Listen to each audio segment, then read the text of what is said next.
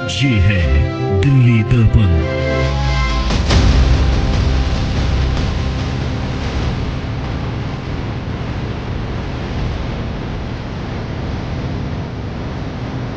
System का कहना है कि ये सब पूरा एरिया टीपीडीडीएल के हिसाब से डीडीए की लैंड पूलिंग एरिया में आता है, जबकि कोई नोटिफिकेशंस नहीं दी गई। टीपीडीडीएल ये भी बताने में फेल है कि डीडीए का लैंड पूलिंग एरिया किस मेजरमेंट्स पे आधारित होता है।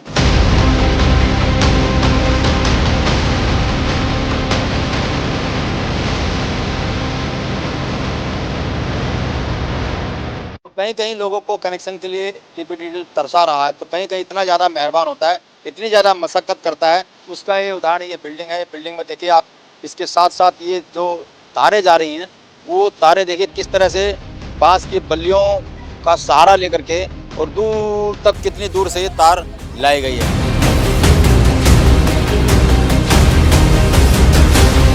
सब कहते हैं कि हो जाएगा, लेकिन सर करता कोई नहीं है। हमने एमएलए डिपार्टमेंट में भी 2 एप्लीकेशनें दी, हाँ हो जाएगा, लेकिन आगे कोई नहीं आता सर। हो जाएगा ही चल रहा है, 3-4 साल हो गए।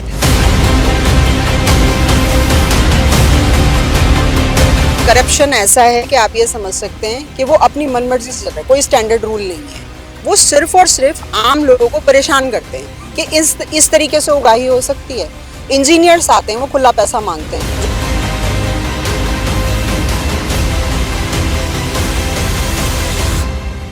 दिल्ली में निजी बिजली वितरण कंपनी टीपीडीडीएल किस तरह से मनमानी करती है, उसका जीता जागता उदाहरण ये बिल्डिंग है।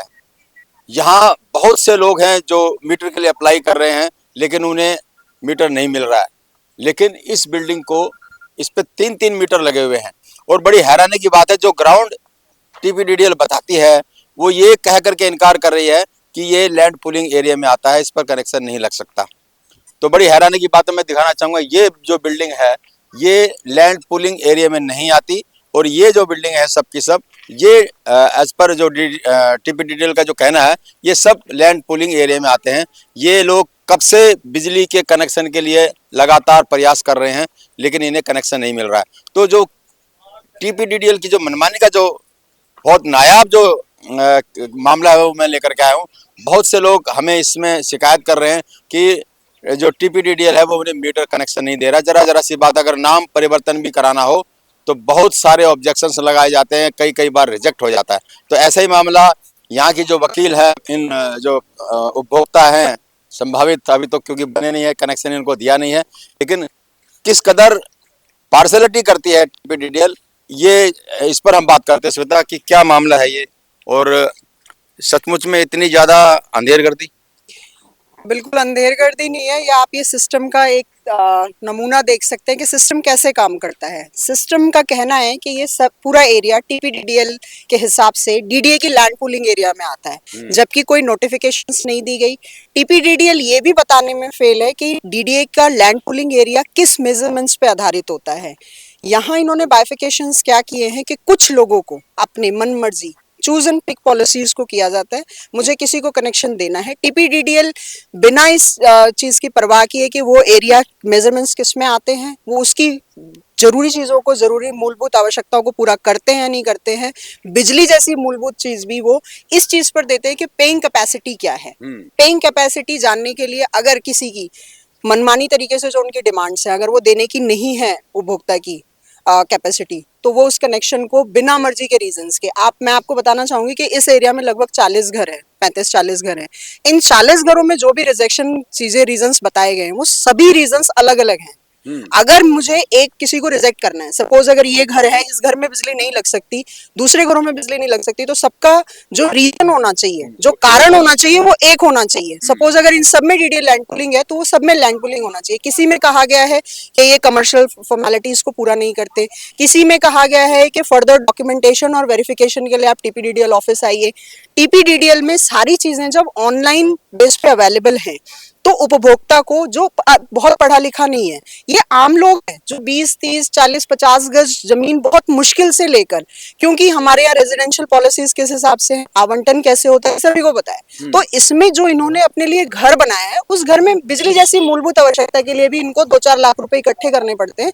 पहले जब तक वो फॉर्मेलिटी पूरी नहीं होती, कोई कनेक्शन नहीं दिया जाता। तो अभी ये एक पिटीशन के माध्यम से कोर्ट पहुंचे पहुंचे हैं। और कोर्ट का कहना ये है कि जो एरिया के दोनों मकान हैं एक ही खसरा नंबर में, एक खसरा नंबर में, सेम खसरा नंबर में, एक घर जो है वो लैंड पूलिंग एरिया में नहीं आता और बाकी घर लैंड पूलिंग एरिया में आते हैं। सबसे बड़ी विडंबना ये। कौन से चश्मे से देख रहा है ये टीपीडीडीएल या उनका जो भी? चश्मा अलग है देखने का इसका। आप इससे समझ सकते हैं कि चूज एंड पिक है। आप अपना अगर देखेंगे आसपास तो जो ये कॉलोनी है जिसके लिए हम बात करें, इसके बगल में भी बिजली वितरण है, इससे बिल्कुल सटी हुई कॉलोनी में भी बिजली वितरण है, और जो ये आगे जिस मकान की हम बात कर रहे हैं या और भी जो प्रॉपर्टीज हैं जहां दिया गया है, वहां टीपीडीडीएल ने ऐसी व्यवस्था करके दिया है कि जहां खंबे नहीं है ना, वहां लकड़ी के खंबे लगाकर बिजली प्रोवाइड की है, क्योंकि वहां से उनको जो भी उनका शुल्क, मतलब जो रजिस्टर्ड शुल्क होता है, उसके बाद जो उनकी डिमांड थी वो डिमांड पूरी की गई। अब जो कमर्शियल चीजों के लिए ले रहा है वो तो दे सकता है उनको, लेकिन जो रेजिडेंशियल पर्पस के लिए ले रहा है, जो रहने के लिए ले रहा है 20, 30, 40, 50 गज जगह, उसकी इतनी कैपेसिटी नहीं होती पे करने की। वो बहुत मुश्किल से उस घर को बनाता मैं है। थोड़ा ये समझना चाहता हूँ कि जो खर्च कर सकता है वो पैसे भारी भरकम दे करके कनेक्शन ले रहा है। अभी आपने कहा कि ये लोग नहीं दे सकते, तो क्या पॉलिसी अलाउ नहीं करती या फिर कोई पैसे दे करके ऑन रिकॉर्ड पैसे दिए जाते हैं या of the record? Of record दिए जाते, कोई ऑन रिकॉर्ड नहीं है। रिकॉर्ड तो ये कहता है कि अगर आसपास बिजली है तो बिजली के लिए जो व्यवस्था की जानी चाहिए वो सरकारी व्यवस्था है। और सुप्रीम कोर्ट की, हाई कोर्ट की बहुत सारी जजमेंट ये कहती है कि बिजली पानी मूलभूत अधिकार है और ये सुनिश्चित करना प्रशासन की जिम्मेदारी है। प्रशासन इससे, व्यवस्था तो ये भी थी कि जो सड़क पर बैठा है या कहीं झुग्गी डाल के बैठा है, बिजली तो उसका भी अधिकार उसका भी अधिकार है, लेकिन वो फंडामेंटल अधिकार, आप सोचने वाली बात ये है कि जो बिल्कुल ग्रामीण वर्ग का व्यक्ति आया है, यहाँ पर मजदूरी करके अपना काम चलाता है, वो मजदूर नहीं जानता कि मेरे अधिकार क्या है और वो अधिकार क्लेम कैसे करे। अधिकार तो प्रशासन ने दे दिए, संविधान ने दे दिए कि मेरा मूलभूत अधिकार है कि बिजली मुझे और पानी होना चाहिए, लेकिन वो बिजली पानी लेने के लिए उसको किस अथॉरिटी को अप्रोच करना है। अगर वो कंपनी के पास जाता है, कंपनी कहती है जी आपका ये लैंड पूलिंग एरिया में आता है, अब इसका मतलब समझने में उसको बहुत टाइम लगेगा।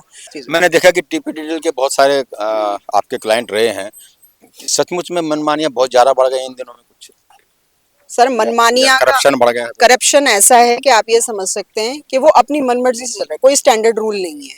अगर आप उसको क्लेम करते हैं तो वो लगा भी देंगे। कई बार क्या है, कनेक्शन अप्लाई किया आपने, किसी और के नाम से लगा दिया, वो सिर्फ और सिर्फ आम लोगों को परेशान करते हैं कि इस तरीके से उगाही हो सकती है। इंजीनियर्स आते हैं वो खुला पैसा मांगते हैं, जो इंस्पेक्शन करने वाले आते हैं वो खुला पैसा मांगते हैं, जो बाकी अदर डिपार्टमेंट से लोग आते हैं, क्योंकि वो अपने आप को ये समझ चुके हैं कि ये सर्विस है और इस सर्विस को लेने के लिए वो पैसे देने के लिए तैयार ही होंगे जिनसे भी हमें लेना है। तो ये उगाही का धंधा बन गया है। आप देखेंगे कि लोग बिना बेहिचक, टीपीडीडीएल से स्टाफ आता है, वो डिमांड करता है कि जी इतने पैसे दोगे तो हम कनेक्शन लगा देंगे, 20,000, 50,000, जिसकी जैसी कैपेसिटी, और जो जितना देने के लिए राजी होता है उसके हिसाब से उसको सर्विसेज मिलती है। एक तो प्रॉपर्टी के पेपर भी ओरिजिनल पेपर या जो स्कैन करके अपलोड करवा रहे हैं, शक ये भी होता है कि क्या ये मिसयूज भी हो सकते हैं, या क्या ये जरूरी है कि वो प्रॉपर्टी के पेपर जमा कराए टीपीडीडीएल को? सर जहां तक हाउस टैक्स की पर्ची हो सकती है। हाँ बिल्कुल हो सकती है, जहां तक मेरी समझ कहती है और लॉ कहता है, कानून के हिसाब से उसके पेपर्स जमा कराना कोई बहुत जरूरी चीज नहीं है। पेपर्स वेरीफाई क्या करेंगे आप? पेपर्स देखकर आप क्या वेरीफाई करेंगे? ओनरशिप वेरीफाई करेंगे। टेक्निकली तो वो कॉम्पिटेंट है ही नहीं, कंपिटेंट अथॉरिटी नहीं है आप देखने के लिए। आप ना सिग्नेचर वेरीफाई कर सकते हैं, ना आप उसमें जिन लोगों से खरीदा है आप कभी उनको वेरीफाई कर सकते हैं। आप बुला के अपने ऑफिस में जो खरीदार है और जो बेचने वाला है उसको कभी भी आप वेरीफाई नहीं कर सकते। तो आप साइट इंस्पेक्शन करेंगे, आप ये वेरीफाई डॉक्यूमेंट्स को देखकर ओरिजिनल या फोटोकॉपी सबमिट कराने वाली फॉर्मेलिटीज मुझे नहीं लगता कि कोई बहुत जरूरी चीज है। पर ये धड़ल्ले से चलती है सारी जगह, तो मिसयूज इसका हो सकता है। लेकिन इसके लिए पूरी तरीके से कहना कि हाँ मिसयूज होता होगा, हो भी सकता है और नहीं भी हो सकता, दोनों फॉर्म में कि किस हिसाब से रिकॉर्ड करते हैं। बट जब भी कोर्ट में मंगाया है, रिकॉर्ड लेकर आता है टीपीडीडीएल के किस डॉक्यूमेंट्स के बिहाफ पर इनको कनेक्शन दिए गए, और उसमें भी हजारों कमियां निकलती हैं। तो इस वक्त हम स्वरूप नगर के राम जानकी इस सोसाइटी में हूँ, जहाँ के लोग काफी समय से लगातार टीपीडीडीएल से संपर्क कर रहे हैं और एक अदद मीटर की मांग कर रहे हैं। लेकिन मनमानी तो देखिए कि जो बगल की जो बिल्डिंग है यहाँ मीटर कनेक्शन लगा, लेकिन बाकी तमाम लगभग 35 से 40 घर ऐसे हैं जो मीटर के लिए अप्लाई कर रहे हैं, लगातार प्रयास कर रहे हैं कि उन्हें एक अदद मीटर मिल जाए। तो किस तरह की दिक्कतों का सामना इनको करना पड़ रहा है, बिना लाइट के किस तरह से अपना काम चला रहे हैं, इस सब पर बात करने के लिए मैं इन्हीं लोगों के बीच से मौजूद हूँ। अच्छा, आप बताओ कि कब से अप्लाई कर रहे हो और क्या किस ग्राउंड पे वो? मैं यहाँ पे मई 2000 आज से 3 साल पहले, मतलब अभी 25 खत्म हो रहा है, मतलब करीब ऑलमोस्ट 23 में आया था। और 23 में आते के साथ ही सबसे पहले मीटर का कनेक्शन मैंने अप्लाई किया था। उस टाइम पे ये बिल्डिंग बनी रही थी। ठीक है, तो मैंने अप्लाई किया, तो आए सर्वे करके चले गए, तो डीडीए का उन्होंने कोई मतलब एरर निकाल दिया कि इस वजह से लाइट नहीं लग सकती। मैं कहा ठीक है। उसके बाद बनता टाइम बीतता गया, 1-2 बार और अप्लाई किया, मैं कहा हो सकता है, फिर दोबारा अलग अलग रीजन आए, फिर उसके बाद ये बिल्डिंग तैयार हो गई। इनके मैं बीच में अप्लाई करता रहा, बीच में 2-2 3-3 4-4 महीने पे। इनकी बिल्डिंग तैयार होके इनको 3 कनेक्शन भी मिल गए। मैं अप्लाई करता रहा, तो मेरे को आज तक कनेक्शन नहीं मिला। मुझे नहीं समझ में आया क्या कारण रहा। तो क्या दिक्कतें आ रही हैं लाइट होने से? आप कैसे इंतजाम कर पा रहे हो? मैं देख रहा हूँ कि तारें इधर से उधर जा रही हैं कि कोई क्या लोग मांग के कनेक्शन ले रहे हैं? सर इधर उधर से ही चल रहा है काम, क्या बताएं। मतलब कोई किसी से लेके काम चला रहा है, कोई किसी से लेके चला पा रहा है। कुछ घर ऐसे हैं जो कहते हैं भाई साहब आप लाइट दे दीजिए, आपका बिल भी हम भर देंगे, तो ऐसे चल रहा है। वो भी इस लालच में लाइट दे देता है कि चलो। कुछ यहाँ के जो जनप्रतिनिधि हैं, विधायक हैं, पार्षद हैं, इनसे भी कोई बात हुई है कि समस्या का समाधान हो जाए? कहते हैं हो जाएगा, लेकिन सब कहते हैं कि हो जाएगा, लेकिन सर करता कोई नहीं है। हमने एमएलए डिपार्टमेंट में भी 2 एप्लीकेशनें दी, हाँ हो जाएगा, लेकिन आगे कोई नहीं आता सर। हो जाएगा ही चल रहा है। 3-4 साल हो गए। बेटा 10th क्लास में बोर्ड के एग्जाम में खा लिए। कभी कभी रात में लाइट चली जाती है, तार टूट जाती है। मतलब एक बार तो बारिश के टाइम पे तार टूट के नीचे गिर गया था, मैं समझ में नहीं आ रहा, तो मैं खुद बच गया था कि मतलब करंट ना लग जाए। नाम है आपका? ओम प्रकाश गुप्ता मेरा नाम। ओम प्रकाश जी, और बताओ आप कैसे कितनी दिक्कत आपको भी हो रही होगी? सर मुझे लगभग 1.5 साल हो गया, और 1.5 साल से मैं 2 बार अप्लाई कर चुका हूँ। सबसे पहली बात है कि यहाँ पे मजबूर है हम बच्चों के लिए। हमारा प्रॉब्लम बाद में है, पहले किसका है? बच्चों का। पढ़ाई है, सुख सुविधा है। तो हम लोग जिससे भी लाइट ले रहे हैं, तो उनकी भी समस्या को हमें झेलना पड़ता है, उनका भी बिल भरना पड़ता है, जो भी है। सवाल ये है कि इस कॉलोनी में इतने घर हैं और हम लोगों ने पूरा फाइट किया है। जो आप बोले कि एमएलए साहब के पास गए, हम लोग अभी गए थे, उन्होंने भी आश्वासन दिया हम सर्वे करवाते हैं। कुछ दिन और बीत गए हैं, आज भी मैंने बात किया सुबह, तो उन्होंने बोला कि 2 दिन का और टाइम दीजिए। सवाल ये है कि सेम खसरा नंबर पे अगर किसी को 3-3 मीटर मिल सकता है, तो उसी सेम खसरा के अंदर बाकी प्लॉट को क्यों नहीं मिल सकता है? पहली बात। दूसरी बात है कि अगर कॉलोनी एक है, गली एक है, सब कुछ एक है, काफी मात्रा में घर बन गया है। गवर्नमेंट भी कहती है कि सबको बिजली मिलना चाहिए। जब सबको बिजली मिलना चाहिए तो ठीक ठाक घर बना के लोग, कुछ गरीब लोग हैं, कुछ 30 गज का मकान ले रखे, कोई 25 गज का, कोई 35 गज का, उनके बच्चे भी पढ़ते होंगे। गरीब हो या अमीर हो, इंसान तो सभी है ना। कब लिया था यहाँ पे प्लॉट और किससे लिया था? क्या कॉलोनाइजर ने ये बताया नहीं कि भाई यहाँ बिजली का? बोला कि बिजली मिलेगा, और बिल्कुल 2 महीने का ही टाइम दिए थे कि 2 महीने बिजली आ रही है, और मुझे लिए हुए हो गए लगभग 2 साल। 1 साल तक मैं अपना जो भी है मकान बनाया, और 1 साल से मैं किसी तरह से गुजार करके रह रहा हूँ। लेकिन कब लाइट चली जाएगी, कब तार टूट जाएगा, कब क्या हो जाएगा, कब कौन मना कर देगा। अब एक नया चीज हो रहा है सामने अरुण जी, नया चीज आया है कि एनडीपीएल ढूंढ के कॉलोनी वालों ने जिनसे बिजली ली है उनके ऊपर पेनल्टी बिठा रहे हैं। अच्छा, एक नया वाक्य है, 74,000 रुपए, एक ही हमारे सामने रहते हैं घर, उनको जिनसे बिजली ली है उसको पेनल्टी डाल दिया कि आपने दूसरे को बिजली क्यों दी? आप बिजली दे नहीं सकते हैं तो हम भूखे मरे, हम कैसे रहें? दूसरे से लेने नहीं दोगे? दूसरे से आप लेने दोगे, तो समस्या बहुत है।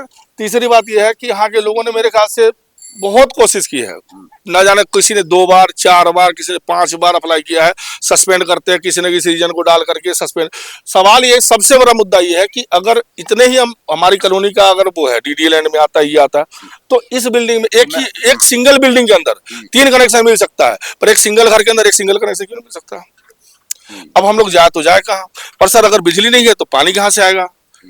पानी नहीं। कोर्ट में है मामला? कोर्ट में मामला है, कोर्ट में भी वो हुए, उन्होंने एविडेंस मांगा था जो फर्स्ट टाइम में गया था, और तो जज ने बोला था कि भाई जहाँ पे आपकी बिजली लगी है, अगर सेम खसरा नंबर में अगर आप वहीं रहते हो तो आप मुझे उसका प्रूफ दो। मैंने सर वहाँ का पूरा प्रूफ दिया उनको, मैडम जो एडवोकेट मैडम है उनको पता है, उनको दिया हुआ है, उन्होंने उसको पेश किया है। अब आगे की कार्रवाई कैसे क्या होगी नहीं पता, लेकिन हम लोग बहुत ज्यादा परेशान है क्योंकि लंबा टाइम बीत गया है और समझ में ये नहीं। अगर सर मान लो मैंने किसी बिजली लिया, उसके ऊपर भी चलान आ जाए, 1-2 लाख का आ जाए, 50,000 का आ जाए, तो वो भी भरो। तो जो आप दे रहे थे बिजली के कनेक्शन, लाइट, उससे कनेक्शन काट दिया। हाँ, कल को कनेक्शन काट दिया या वो मना कर देंगे, हाँ फिर हम क्या करेंगे? हमारे बच्चे पढ़ेंगे कैसे? भविष्य तो सबका ना, गवर्नमेंट तो कह रही है कि सबको बिजली मिलना चाहिए, तो उस पर तो विचार होना चाहिए। लेकिन ये अब इस टाइम जो यहाँ की स्थिति है, लगभग जितने भी कॉलोनी के लोग हैं, हर सुबह पहली चर्चा होती है बिजली की, हर सुबह उठने के साथ अगर कोई गुड मॉर्निंग करता आपस में मिलता है तो पहली चर्चा बिजली की है कि बिजली का क्या हुआ, बिजली कैसे आएगा, आज किसके पास जाना है, आज क्या करना है। एनडीपीएल को आप दो ऑनलाइन जैसे भी आप भर के दो, सस्पेंड हो गया, हर बार सस्पेंड हो गया। अरे सर, तो इसी गली में दूसरे का कैसे मिल गया 3-3 गली, और 3-3 मीटर एक बिल्डिंग में हो सकता है, तो हम लोग क्यों नहीं मिल सकता है। तो इस वक्त जो एक मंदिर है हनुमान मंदिर में, यहाँ खड़ा हूँ, इस मंदिर में भी लाइट की व्यवस्था नहीं है। जो मंदिर में जो लाइट चल रही है, कभी कोई भक्त के यहाँ से आती है तो कभी किसी भक्त के यहाँ से आती है। तो पुजारी हमारे साथ हैं, कितनी दिक्कतें होती हैं लाइट के इस तरह से? ये लाइट के उसमें तो जी बहुत सारी दिक्कतें उठानी पड़ रही है सभी लोगों को, मंदिर वालों को, सभी भक्तजनों को, कॉलोनी वालों को। काफ़ी दूर से लाइट आ रही है, कभी अब एक ही कनेक्शन से कई सारे कनेक्शन होते तो कई बार फॉल्ट भी हो जाती है, कई बार समय से लाइट नहीं पहुंच पाती। आरती पूजा भगवान की सेवा में भी दिक्कतें आ रही हैं, साफ सफाई करनी होती है, मोटर वगैरह चलानी होती है, तो लाइट के कारण तो दिक्कत तो सभी लोग उठा रहे हैं, बाकी और सब कॉलोनी वालों को भी साथ में दिक्कत है। तो देखा आपने किस कदर टीपीडीडीएल पूरी धांधली और दादागिरी मचा रहा है और किस तरह से वसूली कर रहा है। जैसे तैसे करके अगर ये किसी से लाइट मांग भी रहे हैं तो जिनसे लाइट ली जा रही है उन पर भी भारी भरकम जुर्माना लगाया जा रहा है। तो एक तरफ तो कहते हैं कि बिजली पानी मूलभूत आवश्यकता सबका अधिकार है, लेकिन इस अधिकार को देने में भी किस तरह से पक्षपात किया जाता है। स्वरूप नगर का ये इलाका इसका एक बहुत बड़ा उदाहरण है।